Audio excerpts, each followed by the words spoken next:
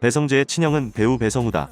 집안을 책임지고 있던 배성재와 뜨기 전에 배성우의 입지 때문이었는지 이 둘은 형제치고도 사이가 안 좋았던 것으로 알려져 있었다. 하지만 배성우가 영화계의 이름을 알리기 시작하자 배성재가 태도를 바꿔 방송을 통해 친한 형제의 모습으로 보여지기 시작했다. 하지만 한참 주가를 올리며 잘나가던 배성우가 음주운전 사고를 쳐버리고 마는데 이에 배성재는 죽을 때까지 그 이름 입에 담지 않겠다며 언론을 통해 친형을 공식적으로 손절해버린다. 비난받아 마땅한 음주운전이긴 하지만 그래도 친형인 배성우를 위로해주지는 못할 망정 죽을 때까지라는 극단적 표현을 써가며 언론을 통해 공개적으로 손절을 해버린 배성재를 보는 대중들의 시선은 곱지만은 않았다.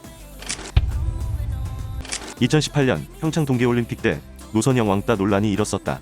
이 논란은 김보름이 노선영에게 2억 손해배상을 청구하는 소송으로까지 커져버렸는데 사실 이 사건에 불을 지핀 핵심 인물은 배성재였다. 배성재가 김보름이 죄인이냐 절대 나와선 안 되는 장면이라며 선동질을 한 게 시작이었고 배성재의 왜곡된 중계로 인해 노선영을 옹호하는 분위기는 걷잡을 수 없이 커지며 김보름이 죄인이 되는 웃기는 상황이 펼쳐졌다. 하지만 이에 대해 빙상 전문가들은 팀 추월은 3명의 선수가 최고의 속도로 뛰는 것이 정석이라고 하며 배성재와 제갈성렬이 경기 자체를 이해 못하고 명백히 왜곡 중계를 한 것이라 평했다. 덧붙여 노선영은 본인의 실력이 딸려서 경기를 망친 것임에도 불구하고 방송 등에 나와 김보름을 공개 비판한 것에 대해 김보름이 열심히 해서 본인이 못한 게 들통이 나버렸다는 엉터리 논리라고 했다. 이후 법원은 노선영의 천천히 타면 되잖아, XX년아 등의 욕설을 사실로 인정하며 김보름의 손을 들어줬고 결국 배성재의 썩은 입이 젊은 두 선수 모두에게 상처를 준 꼴이 됐다. 배성재는 자신이 망쳐놓은 김보름에게 끝까지 사과를 하지 않았다. 2022년 동계올림픽을 앞두고 도의적 사과를 할지 여부에 관심이 쏠렸지만 골 때리는 그녀들 주장 논란 당시 배성재의 이기적 대응을 보면 기대하기 힘든 사과였다. 당시 골대녀 조작 논란 이후 자신의 커리어에 오점을 남겼다면서 제작진에게 엄청나게 항의했다는 배성재였는데 라이브 방송을 통해 애를 거치지 않고 읽은 건 정말 제 뼈아픈 실수다라고 말하며 눈물쇼까지 벌이기도 했지만 주작임을 알고도 모든 책임을 제작진에 떠넘긴 배성재였다.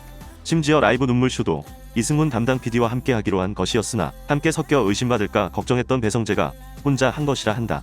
그리고 이 일로 이승훈 PD는 큰 충격에 빠졌던 것으로 알려졌는데 이 일로 SBS 내부에서도 어떻게 일개 프리랜서 MC가 이렇게 큰 힘을 가지고 있는지에 대해 의아해했다고 한다. 한 SBS 관계자는 배성재는 최소한의 불이익 없이 온갖 수혜를 다 잇고 있는 특수한 인물이다. 골대녀 사례에서 보면 오히려 제작진이 배성재의 눈치를 보는 상황이다. 그가 팬덤과 실력을 갖춘 것은 사실이지만 과연 이 정도까지의 인물인지는 의문 부호가 붙는 것이 사실이다며 의혹을 제기했다. 2013년에 한 매체는 박선영 아나운서와 배성재 아나운서가 6년 전 같은 직장 선후배로 만나 2010년부터 연인 사이로 발전했다고 보도한 적이 있었다. 이때 배성재는 자신의 트위터에 글을 게재해 눈길을 모았는데 배성재는 6년 전 신입사원으로 들어왔을 당시 제가 잠깐 찝쩍거린 건 맞는데 박선영이 받아주지 않았습니다. 그리고 쭉 친한 선후배입니다. 사귀지 않습니다. 나라가 이 꼴인데 무슨 연애라고 썼다. 참고로 당시는 박근혜 정부 초기였는데 여기서 말한 나라 꼴이란 대깨문으로 알려진 배성재가 본인의 정치 성향을 서슴지 않고 표현하며 박근혜 정부를 비꼰 멘트였다.